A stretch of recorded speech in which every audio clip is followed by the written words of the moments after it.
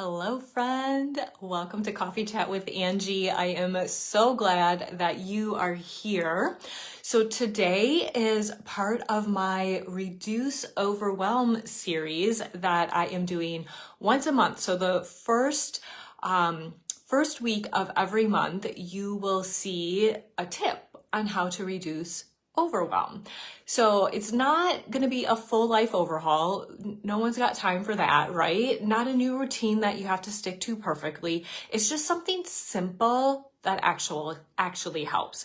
So today we're going to talk about a 10-minute reset for tomorrow. It's a small way to make tomorrow feel just a little bit less heavy. My name is Angie. I'm a personal strategy coach. I support driven working moms to create rock solid systems at home. So dinner isn't a last minute scramble, kids' logistics are not chaos, and self-care isn't an afterthought. Instead of guilt and exhaustion, you can finally feel present, energized, and in control of the life you are building while also taking time for yourself.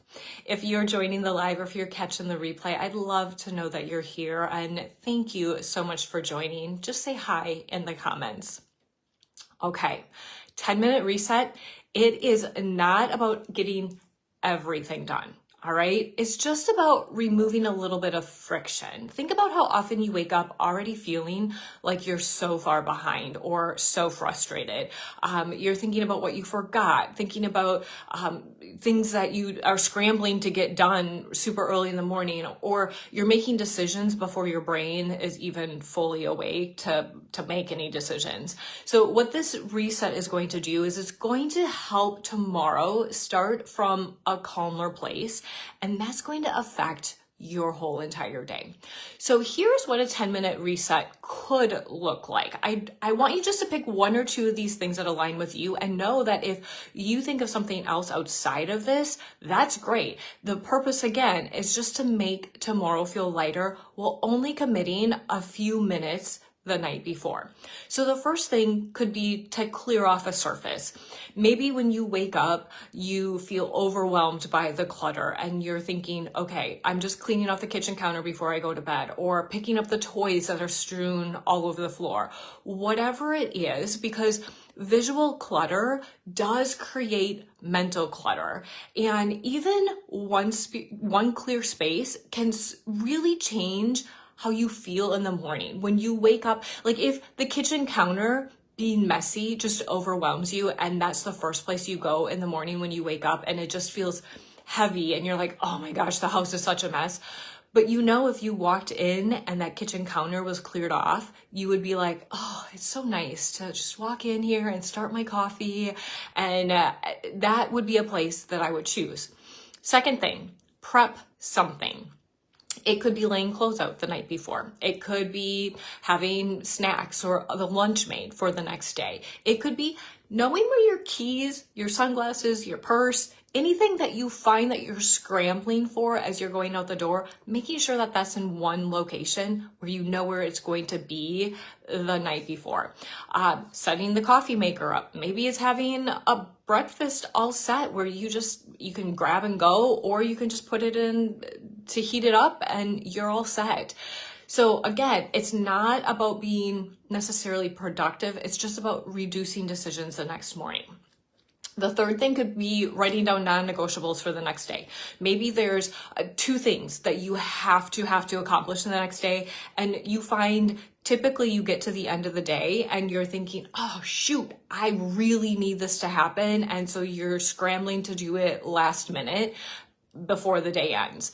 Write those things down the night before, so that way when you get up in the morning, you'd be like, oh, that's right, I need to do those things. And it's not a last minute thing and your brain's not scrambling. You can actually sleep because it's written down.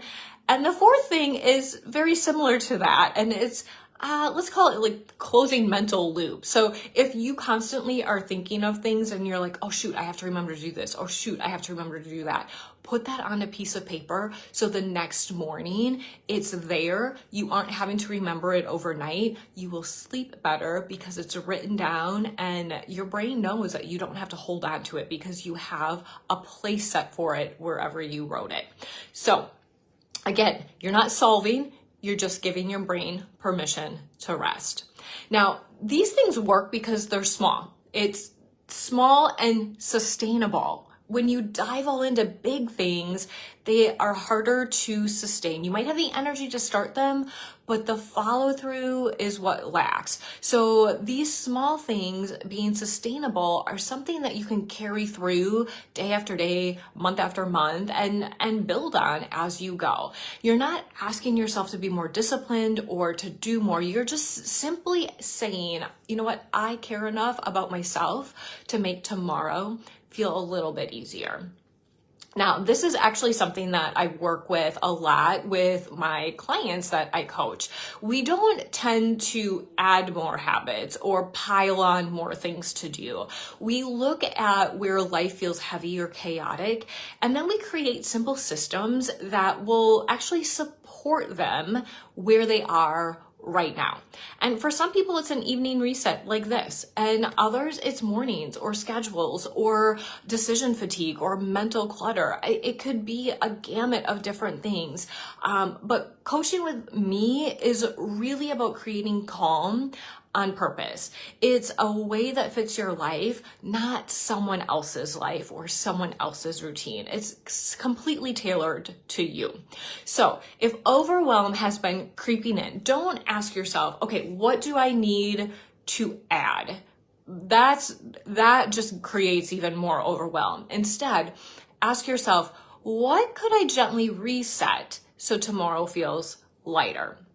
So try that 10-minute reset tonight, just once, and just notice how you feel when you wake up with a little bit more space or breathing room or not so much decision fatigue in the morning. And I don't want you to think that it has to be 10 minutes.